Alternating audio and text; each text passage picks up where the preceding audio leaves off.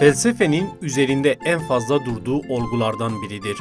Zaman zaman ahlak kavramıyla karıştırılsa da farklı bir anlama sahip. Ülkeler, şehirler, toplumlar değişse de dünyanın her yerinde büyük bir önemi var. Doğru ile yanlışın ayırt edilmesinde kritik bir rol oynuyor. Bu kez etik kavramını ele alacağız. Bakalım günlük yaşamda çoğunlukla önemsenen kavramlardan biri olan etiği insanlar nasıl tanımlıyor? Halka göre etik nedir?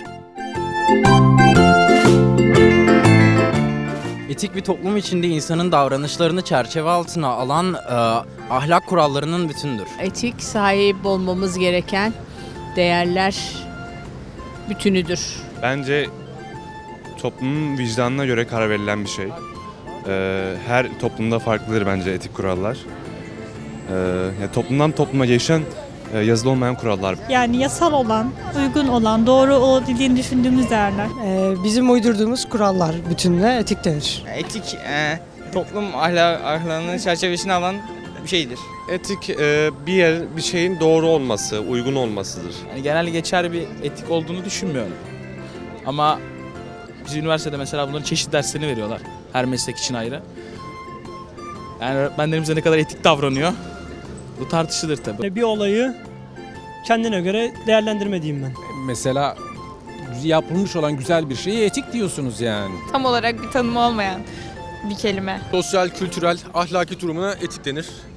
Budur yani genel mecrada. Ya tabii insandan insana değişen de bir olgudur ayrıca etik. Ya düşündüğünüz zaman insanların kendine göre oluşturduğu etiksel durumlar da vardır. Yani benim bir takım oluşumlarım vardır kendi kafamda. Herhangi bir insanın da başka oluşumları olabilir. Ya buna denir aslında benim düşüncem. Etik nedir sorusuna verilen cevaplar böyleydi. Halk bu kavramı toplum vicdanı, yazılı olmayan kurallar ve doğru olan değerler şeklinde açıkladı. Etiği ahlak kuralları diye niteleyenler de vardı. Peki verilen cevaplar ne kadar doğru? Etiğin temel tanımı ne? Gelin hep birlikte bir göz atalım.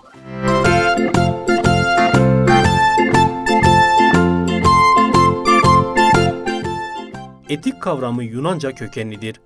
Karakter anlamına gelen etos sözcüğünden türemiştir. Halkın oluşturduğu ve hiçbir yazılı metine dayanmayan kurallara etik denir. İnsanların kurduğu bireysel ve toplumsal ilişkilerin temelini oluşturan değerleri, normları ve kuralları ahlaksal açıdan araştıran bir felsefe disiplinidir. Daha geniş bir bakış açısı ile etik, bütün etkinlik ve amaçların yerli yerine konulması, neyin yapılacağı ya da yapılmayacağının, neyin isteneceği ya da istenmeyeceğinin bilinmesidir.